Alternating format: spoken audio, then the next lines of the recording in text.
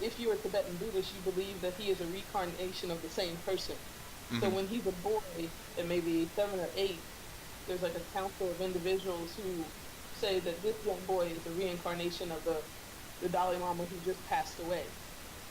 So he's supposed to be the same person over the last, I think, 3,000 years. But that aside, this quote that he said has stuck with me for years.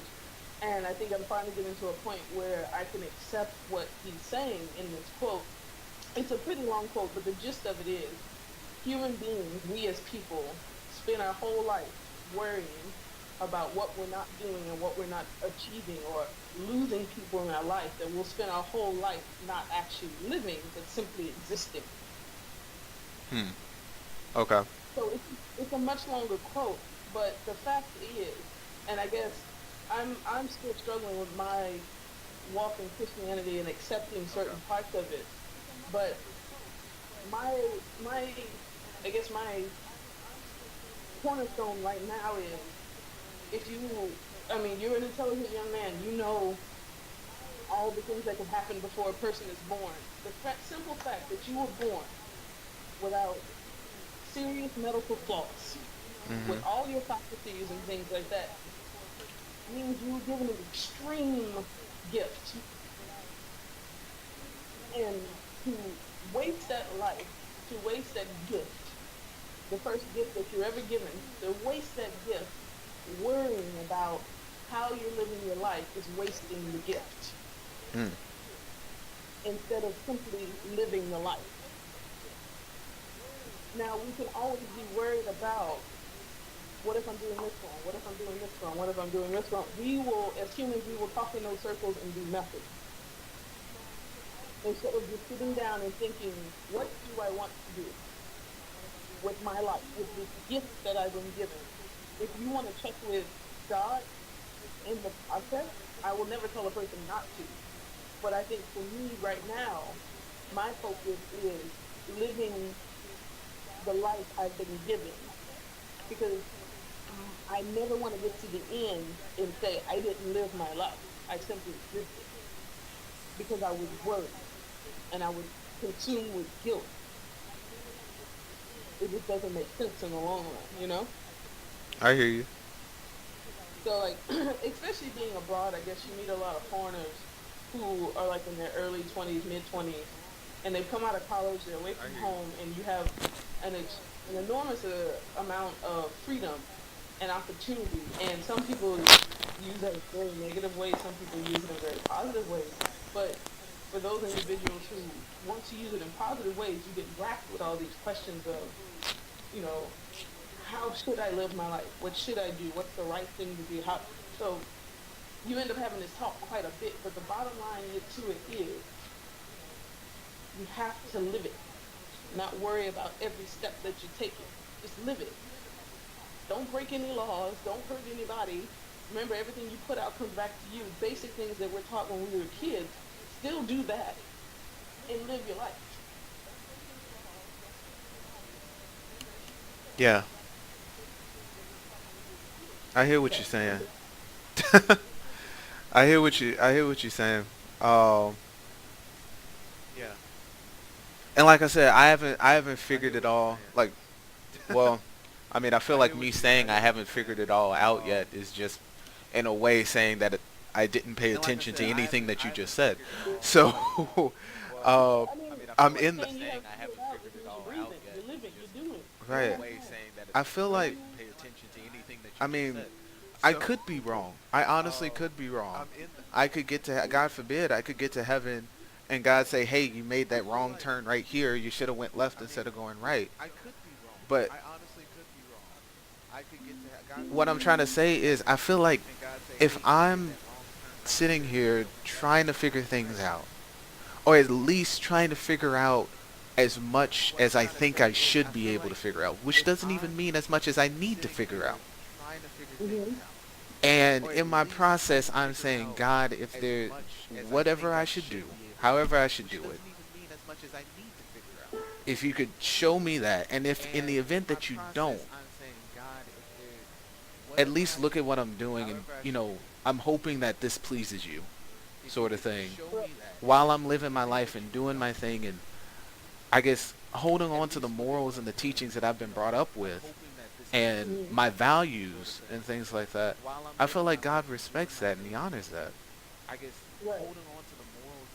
I personally feel, and I know people, even in my own mind, I question certain things about the Bible, but I feel that everything in the Bible kind of goes back to the Ten Commandments in some way or form. Mhm. Ten, 10 simple rules to just be a decent human being on this earth. If you follow those 10 commandments, not only are you a decent human being, you're not purposely hurting someone. I feel like it frees up a lot of that mental turmoil that we put ourselves through to check and see if we're doing something good. The Bible also says the poor and hungry will be with you always. If you can help someone along the way who is less fortunate than you, that has to be a good thing. There's nothing wrong with that if you're going about the right channels and doing it. So I feel like it's so easy to overcomplicate the simple life we're supposed to have. Because we have to remember that even though we're sitting in this moment, and this moment seems like, oh, that was a long hour. In the grand scheme of time, it's not even a blink of an eye. How Yeah. much time we have on this earth. I don't want to look back and look at how much time I spent pondering things versus living things. I feel like that's the biggest insult and the biggest waste to this gift.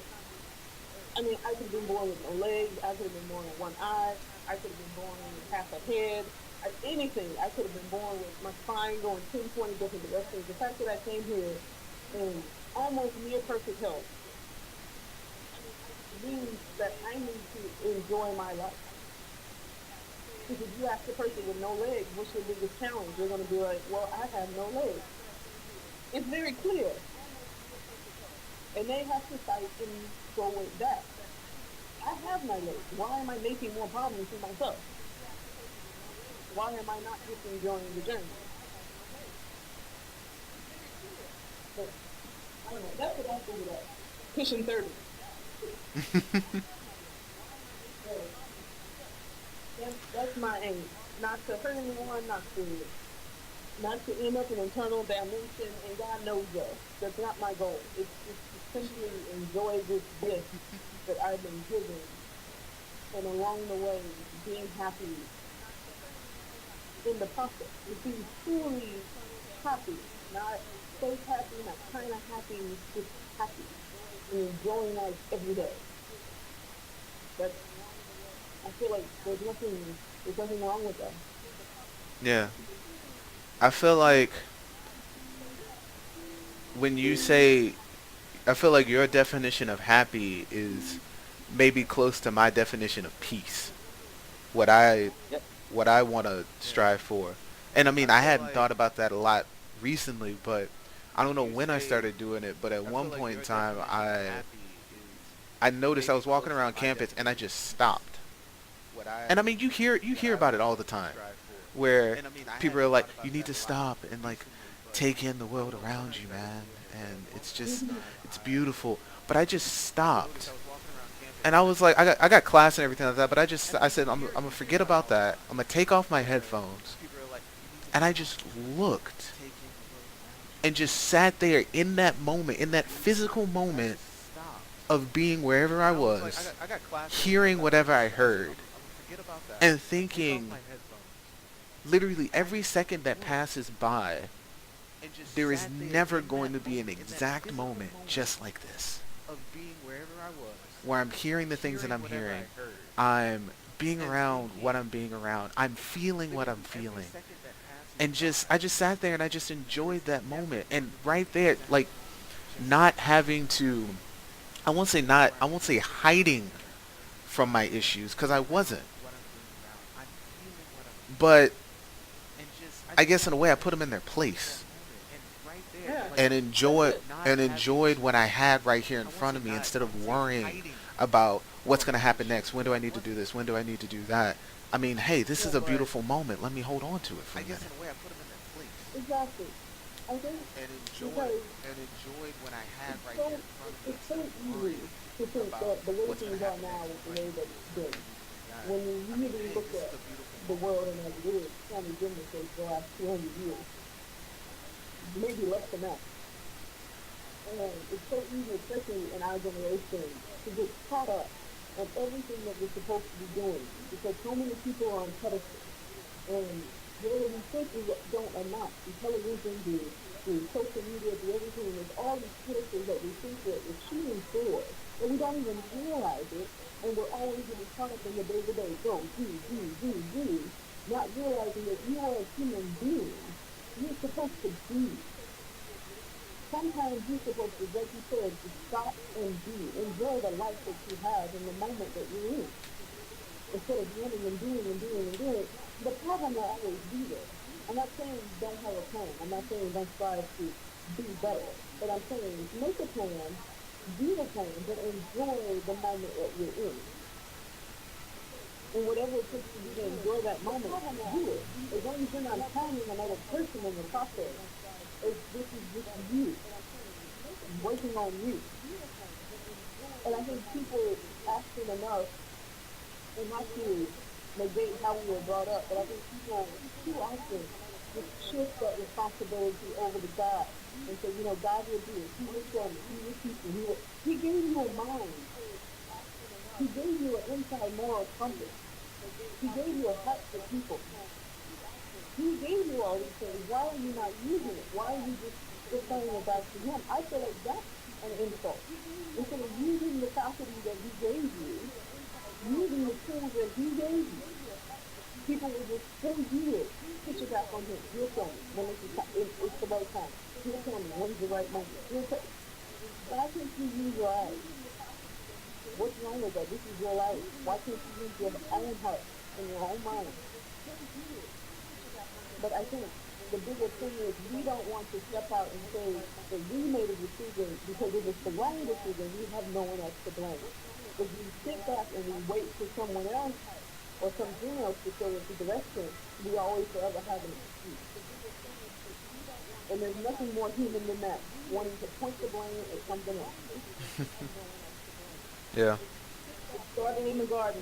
Adam said, that woman you gave me, it started there. That's human. That's who we are. And we still don't understand that. I can't I can't say as to like the source of a lot of those things, but like I feel like you are right. You are hitting definitely on some things that are true. Like I read a post from that was supposed to, like, granted I don't know the credibility of it, but it was supposed to have been either from like a preacher or um a leader of a church, but I want to say it was like a Catholic church or something like that. And he was given a sermon or something. And what it boiled down to was, it says a lot of times we go out and if there's anything, like, I do want to say this, God, if there's anything in this that I have messed up or mixed up, Father, please forgive me. But what I feel like he said, it goes, if you go and help someone, like if there's someone, it's a lot. Well, first of all, a lot of times we see someone who's in need and we'll say, I'll pray for you. Okay, God's gonna help you out. I'll pray for you. He goes, but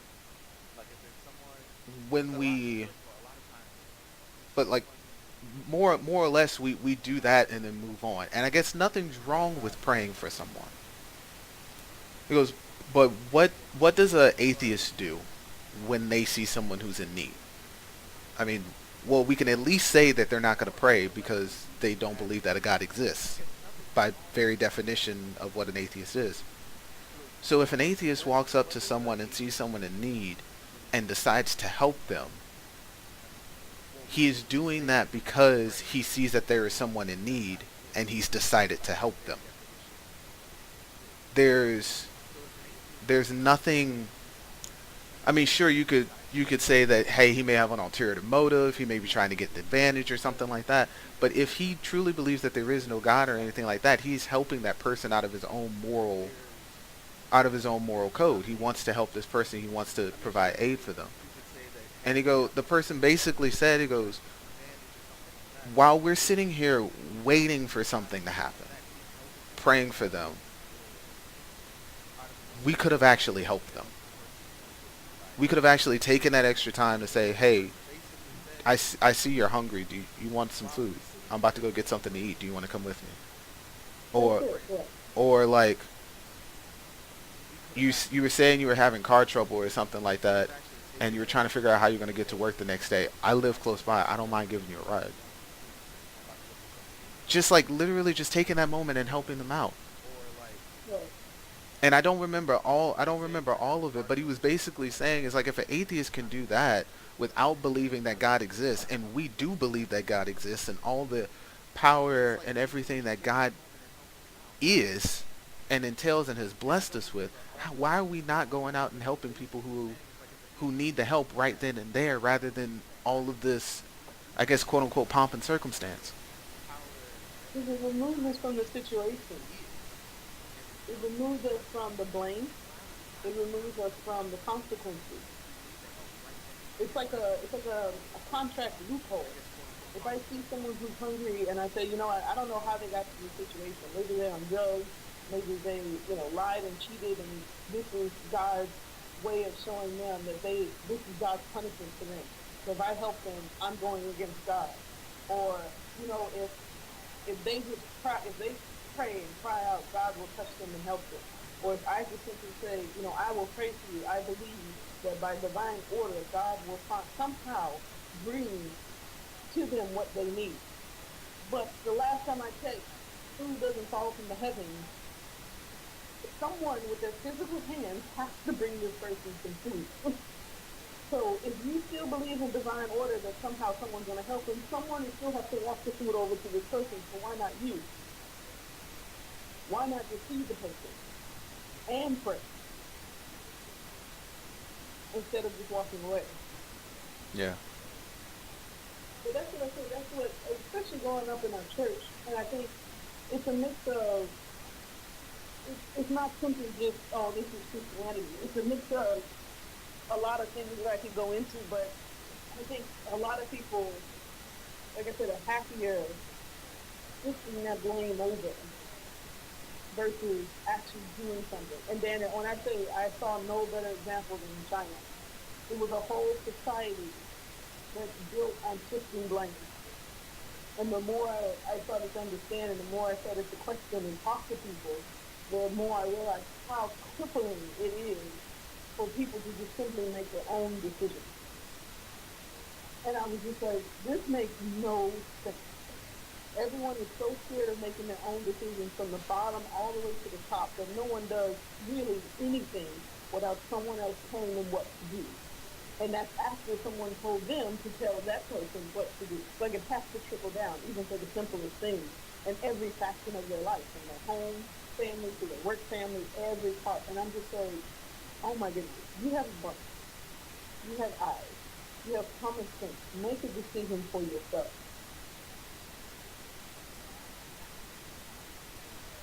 Yeah.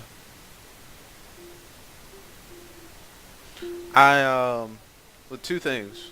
One, I found a quote by I was just looking up some things on the internet, and I typed in I'm afraid I'm afraid that I might walk away from Christianity. That's what I typed into Google.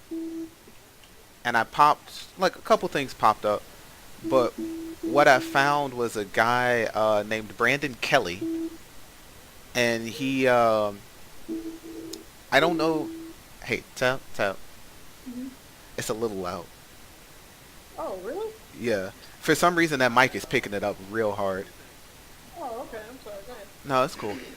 Um, but like I said, I don't know his backstory, his credibility, any of that. But I sat there and read. This is like 10 things holding you back in your walk with Christ. And one thing that he said on there, it's currently my wallpaper right now. It says, "Who do you know who, claiming to be a Christian, is claiming that they are perfect?" because this is rooted in the idea that someone is claiming one thing yet not living up to that claim. The funny thing about Christ followers is that they are readily admitting that they are screwed up and that they need a savior. That's the point. Will they always live up to your expectations? No. They don't stop sinning, but they're being changed from the inside out. To be a hypocrite, they would need to be arrogant, claiming that they have reached perfection. If you know a Christian like that, just be patient with them. They'll realize their sin soon enough. And what I took from that was, I'm not saying it's okay for me to dive in head first into my sin. I've done that several times. There have been I mean, of course, we're human. There have been situations. I think everyone can say that there's been a situation where we feel like we're doing the wrong thing, but and we know, or we'll say this: we know we're doing the wrong thing, or at least we shouldn't be doing it, but we don't feel like changing. We don't want to change. But when I read this, I was also like, for all those other cases where I'm like, man, I keep messing up, I keep screwing up, I keep doing this wrong, I haven't gotten here yet, I haven't done this yet. That's okay. You aren't meant to be perfect. If you were meant to be perfect, there's no point in you being here. You're still changing, you're still growing, you're still learning, you're still doing this thing. So that's what I liked it. I thought it was good. I put it on my wallpaper, and I think it's been up there for about maybe 2 days. It's been up there. But when I and now this is the last thing I'll say about it. So when, especially when it came to my own life, when I kept making the same mistakes, whether it was a sin or a mistake, I when I got mature enough to realize, and I sat down and Roger taught me this. He's like, just talk to yourself. I'm like, Roger, what do you mean? He said, just really not like not kind of. He's like, really talk to yourself Oh, so about talking to yourself is a good idea now, huh? Is it? nowadays. Yes, Yes. Oh, okay. Oh, okay. not how you do it, not how you do it. The way you do it, you need to stop. It can happen silently within your own mind. Well, that's not talking to yourself. Now you're thinking to yourself. Well, do whatever you gotta do. But Yeah, if you're gonna talk to yourself, be by yourself. I hear you. I hear But you.